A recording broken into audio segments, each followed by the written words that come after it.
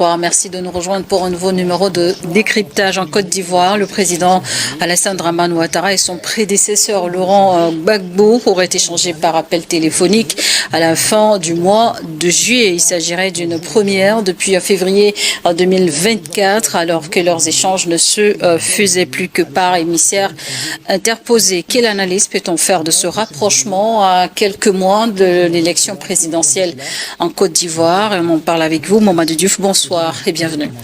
Merci. Bonsoir, Charlotte. Cela faisait près d'un an et demi qu'ils ne s'étaient pas parlé directement, les deux leaders de la Côte d'Ivoire, Alassane Dramane Ouattara et son prédécesseur Laurent Gbagbo. Tout à fait. Tout le monde sait que la situation est plutôt à la crise actuellement.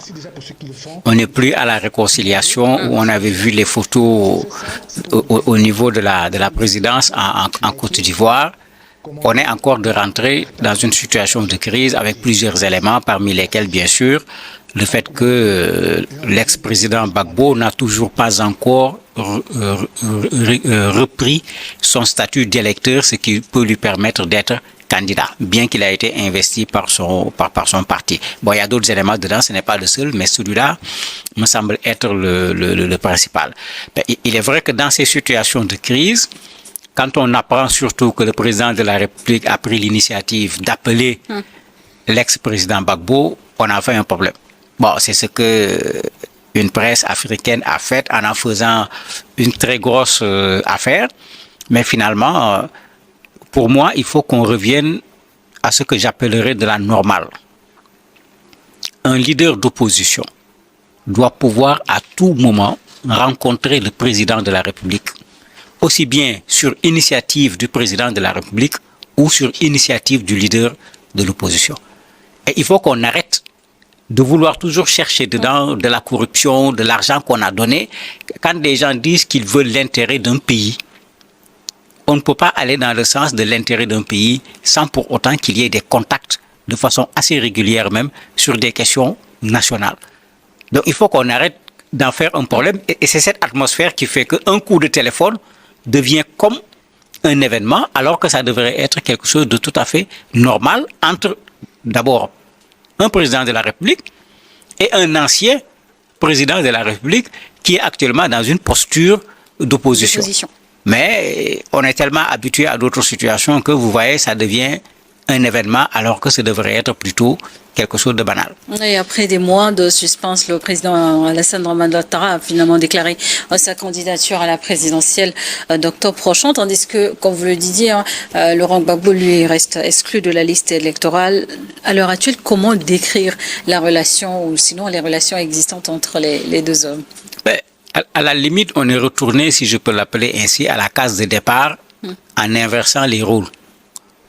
On se rappelle, il fut un temps, c'est Alassane Ouattara qui voulait être candidat. C'est l'ex-président Gbagbo qui l'empêchait d'être candidat et qui disait que ce n'est pas une affaire politique, c'est une affaire juridique. Qu'on respecte la Constitution, qu'on respecte la loi. Aujourd'hui, les choses se sont inversées. Donc cette même situation de crise qu'on avait vécue et qui a mené la Côte d'Ivoire à la catastrophe, parce que ça ne peut pas s'appeler autrement, on est en train de revivre la même situation de crise avec les mêmes personnes sur le même problème, le refus de la candidature de quelqu'un. C'est vrai qu'il y a une différence ici puisque l'ex-président Gbagbo a été condamné. Ouattara n'avait pas été condamné. On posait le problème de sa nationalité. Mais d'un point de vue politique, le fond est exactement le même. Empêcher à quelqu'un d'être candidat. Alors qu'on voit ce que ça donne en Afrique. On vient de le voir tout récemment au Cameroun. On a tenté de le faire au Sénégal, ça n'a pas marché. On l'a fait au Gabon avec des critères gabonais, de père et de mère gabonais, de femmes gabonaises, de naissance, je ne sais pas quoi et quoi. Ce n'est pas là-bas seulement. On l'a vu vraiment dans beaucoup de pays. Et ça dérange véritablement la compétition politique. Ce n'est pas seulement les règles écrites, mais c'est l'éthique également qui l'accompagne.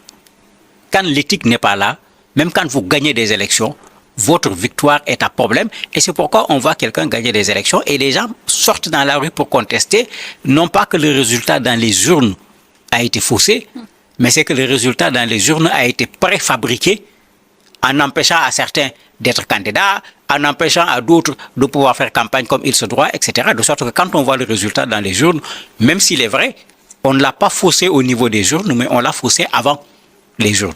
Mais il faut qu'on arrête. En Afrique, à chaque fois qu'on dit élection, actuellement, on appelle les Ivoiriens à l'apaisement, on appelle les Ivoiriens à des élections pacifiques. Mais des élections violentes, ça n'existe pas.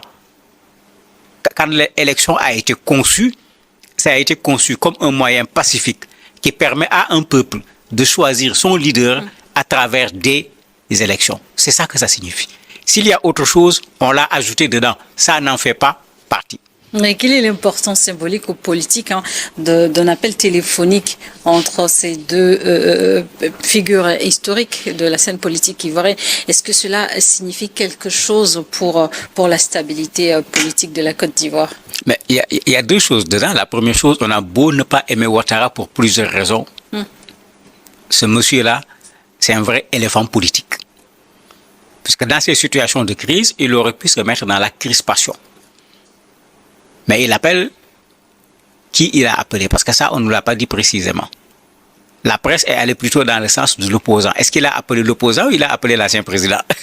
Puisque vous voyez que les deux choses ne sont pas les mêmes, bien que ça se retrouve chez la même personne. Si on en croit ce que les partisans même de Laurent Gbagbo ont dit, parmi lesquels Steve Beko, il dit qu'en fait, l'appel téléphonique avait pour but de l'inviter au défilé le jour de l'indépendance. Lui, par exemple, il banalise tout en disant que ce n'est pas la première fois.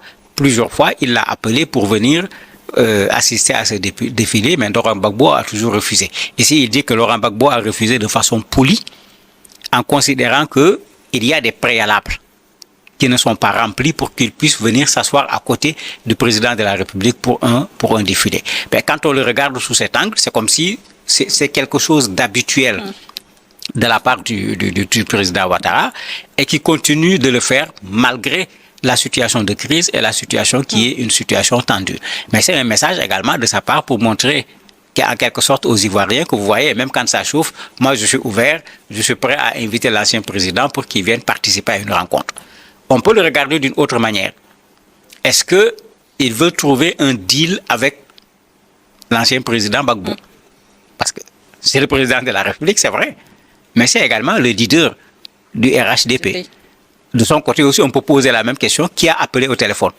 C'est le président de la République ou c'est le leader du RHDP qui voit que le pays est en situation de crise et qui peut trouver une fenêtre pour pouvoir sortir de cette situation de crise? Est-ce qu'on peut considérer ces démarches comme un signe de volonté de dialogue, d'apaisement entre les deux hommes? Oui, c'est quand même au moins une volonté d'ouverture. Je ne veux pas utiliser le mot dialogue parce que pour le moment, une bonne partie de ces partisans au niveau du RHDP considèrent que le dialogue politique a déjà eu lieu. Il n'y a pas de raison de faire encore au moment où l'opposition continue de réclamer un dialogue. Tout à fait. Surtout le front de l'opposition PDCI, RDA, PPACI, eux, ils sont catégoriques. Ils veulent un dialogue politique. Et quand ils disent dialogue politique, ils mettent un contenu dedans. C'est-à-dire, même surtout les élections qui viennent, il va falloir revoir un certain nombre dans les procédures, revoir la CENI, la composition, permettre la candidature de ceux qui ont été écartés, etc. Donc, ils ne disent pas dialogue politique seulement, ils mettent un contenu dedans. L'autre problème qui se pose, c'est qu'il y a un dialogue qui est en train de se dérouler. Est-ce qu'il faut l'appeler dialogue politique? Parce que vous avez le CAP Côte d'Ivoire qui rencontre le RHDP. Pas plus tard que hier, le 5, ils se sont également rencontrés. C'est Blé Goudé qui est venu diriger la délégation du CAP. Ils sont en train de mettre en place une sorte de commission technique pour un dialogue politique. Mais l'opposition, finalement, si vous voyez, c'est comme il y a une division sur les approches. Ici, on dit non, en voulant des préalables, des conditions. Ici, on est déjà dans le dialogue. Alors que le PDCI RDA est membre de CAP Côte d'Ivoire. Le PPACI n'est pas membre de CAP Côte d'Ivoire. La première rencontre déjà, le PDCI avait boycotté cette rencontre-là. Mais on est même en face d'une opposition qui est en train de se diviser sur la stratégie, alors qu'on est à quelques mois des élections.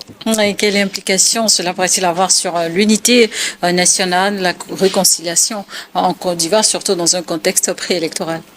Mais ce qui aurait été intéressant pour la Côte d'Ivoire, c'est que les gens comprennent que des élections, elles sont faites pour permettre à un pays de maintenir un cap conformément à la loi quand on est satisfait d'un candidat président, ou bien de changer de cap quand on n'est pas satisfait d'un président. Quand je dis satisfait, c'est le bilan, je ne parle pas de l'individu. Mais si vous regardez ce qui se passe de plus en plus, on oublie cet aspect bilan quand on parle politique. On oublie au niveau de l'opposition de présenter le projet qu'on a pour le pays. On est dans des critiques plutôt crypto-personnelles, on attaque les personnes et finalement ça ne nous donne absolument rien, ça crée de la crispation de façon inutile au niveau de l'espace politique. Mais si on veut que ça fasse avancer un pays, mais il y a un débat sur l'économie qu'il faut mener dans nos pays. Et il serait intéressant qu'on voit ceux du pouvoir, ceux de l'opposition, même de la société civile, s'asseoir sur ce débat. La question de la monnaie, il faut en parler. La question de la souveraineté monétaire, il faut en parler. La question de la souveraineté politique, il faut en parler, mais non pas en agression, non pas en invective, mais en s'asseyant sur une table, en posant un débat serein, clair, qui permet aux Ivoiriens de voir où se trouve ce qu'il y a de plus pertinent pour la Côte d'Ivoire, pour que maintenant, quand on va choisir un candidat, que le candidat soit choisi, non pas parce qu'il est de telle région, ou bien parce qu'il est mon cousin, mais parce qu'il m'a démontré que c'est lui qui a le meilleur projet pour la Côte d'Ivoire. On est malheureusement loin de ce genre de choses, alors que les élections, c'était ça. C'est pourquoi on parle d'un rendez-vous entre un homme et son peuple. Et Laurent Gbagbo, vous l'avez mentionné, fait partie d'une alliance de l'opposition. Alors, cet appel téléphonique pourrait changer quelque chose sur la dynamique politique au sein des alliances, notamment celle à laquelle appartient Laurent Gbagbo? Il paraît que quand un politicien parle, il faut toujours chercher ce qu'il n'a pas dit. Est-ce que l'alliance Gbagbo-Thiam est en train d'être considérée comme une alliance qui peut être toxique pour le RHDP?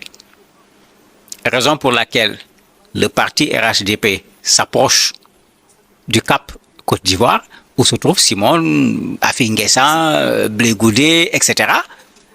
Et en même temps, de l'autre côté, Ouattara qui appelle Gbagbo pour peut-être créer le doute. Qu'on dise, mais attends, ces gens-là, c'est pas clair, est-ce qu'il n'y a pas un deal entre eux, ce qui rendrait Thiam méfiant par rapport... Mais, malheureusement, on fait l'essentiel de notre politique sur cette base-là. Essayer de mettre des bâtons dans les roues de quelqu'un, manigancer quelque chose contre une personne, au lieu de laisser les personnes venir se présenter leur projet, que les gens jugent de l'éthique même de la personne pour choisir qui va être président. Mais il y a tous ces éléments qu'on est obligé de prendre en compte quand on fait une analyse aujourd'hui de la situation au niveau de la Côte d'Ivoire, parce que, quoi qu'on dise, Ouattara a clairement déclaré aujourd'hui sa candidature. Ce qu'il veut, c'est gagner les élections. Et une coopération avec Laurent Gbagbo est envisageable? À l'heure actuelle, non. Après, je ne sais pas. Mais à l'heure actuelle, non, puisque la posture de Gbagbo, c'est trop. Ça veut dire que le vase est déjà plein. Il reste qu'une seule chose, c'est que le vase se déverse. Pas autre chose.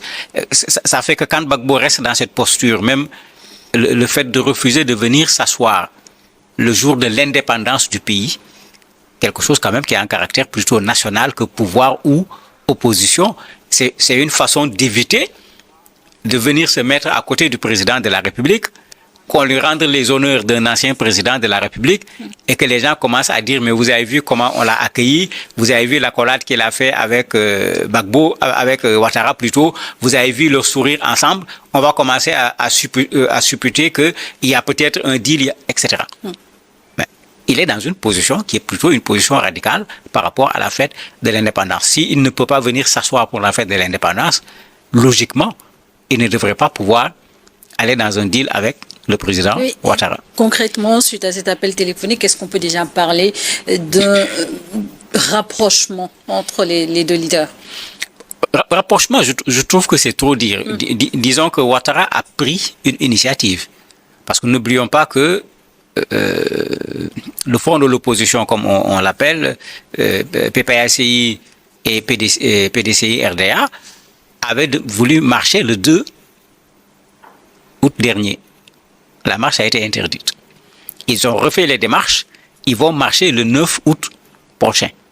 C'est-à-dire qu'ils sont dans la contestation. Et qu'on se rappelle que pendant leur conférence de presse, ils avaient dit, alors que même le président Ouattara n'avait pas encore annoncé de façon officielle sa candidature, qu'ils vont combattre une 4e candidature du président Ouattara. Est-ce qu'on peut parler de rapprochement dans ces conditions? Certainement pas, mais on va voir, parce qu'avec les politiques, parfois on voit un accouchement où il n'y a pas eu de grossesse, on peut se retrouver avec des retournements de situation, bien que la tendance actuelle ne va pas pour le moment dans ce sens. Ah, mais justement, quelle perspective voyez-vous pour la stabilité en politique du pays dans les mois à venir, à la lumière de cette proximité, on va dire, suite à cet appel téléphonique? Mais il n'y a pas de secret quand on veut de la stabilité dans un pays. Première chose, bonne gouvernance. Deuxième chose, transparence. Troisième chose, élection libre, démocratique, transparente. Et quand je dis libre, démocratique, transparente, ce n'est pas le jour du scrutin seulement, c'est tout le processus. Ici, vous avez l'opposition qui conteste le processus électoral depuis fort longtemps. En particulier, la composition de la CENI. Vous avez l'opposition qui réclame une réouverture en considérant qu'il y a plein de gens qui ne sont pas inscrits. Bon, on généralise, mais bien sûr qu'il y a des personnes bien précises à qui on vous donne l'occasion de pouvoir s'inscrire sur les listes électorales pour valider leur candidature, etc. Mais quand on est en face de toutes ces choses, mais la logique veut qu'on dialogue. Le dialogue peut aboutir à une entente, comme il peut ne pas aboutir à une entente. Parce que dialoguer ne signifie pas qu'on va s'entendre. Mais quand on ne dialogue pas, c'est comme si les portes sont fermées. Et on crée ce rapport de force. Est-ce qu'il y a espoir que ce dialogue politique se tienne en Côte d'Ivoire? Mais c'est le timing qui pose problème, parce que dans le timing, il y a deux stratégies. Il y a la stratégie du pouvoir, qui va dire mais ce n'est plus possible. Mais vous avez la stratégie de l'opposition qui commence à organiser des marches pour faire la pression, le rapport de force à partir de la rue, pour obliger les gens à un dialogue. Mais souvent, c'est ça qui aboutit à la crise. Merci, Mamadou Diouf, d'avoir accepté de répondre à nos questions. Merci à vous également de nous avoir suivis dans le décryptage du jour. Alors, maintenant que vous avez regardé, vous avez écouté, vous avez suivi, vous avez liké et vous avez partagé, merci de l'avoir fait, car nous comptons toujours sur vous. Nous sommes arrivés à la fin de la vidéo, mais nous comptons toujours sur vous. Donnez vos commentaires, dites ce que vous pensez. Si vous avez une critique à faire, faites-le. Nous recommandons ces commentaires, nous répondons à tous vos commentaires et nous acceptons toutes les critiques. Merci pour ceux qui ont partagé, qui continuent de partager, qui like, qui écoutent nos vidéos, qui écoutent nos publications, qui like, qui commentent et qui partagent, comme nous vous le recommandons, nous le demandons. Merci beaucoup pour tout cela et nous espérons qu'avec vous, nous grandirons et nous irons loin, car il n'y a que vous seuls qui pourrez nous aider. Merci.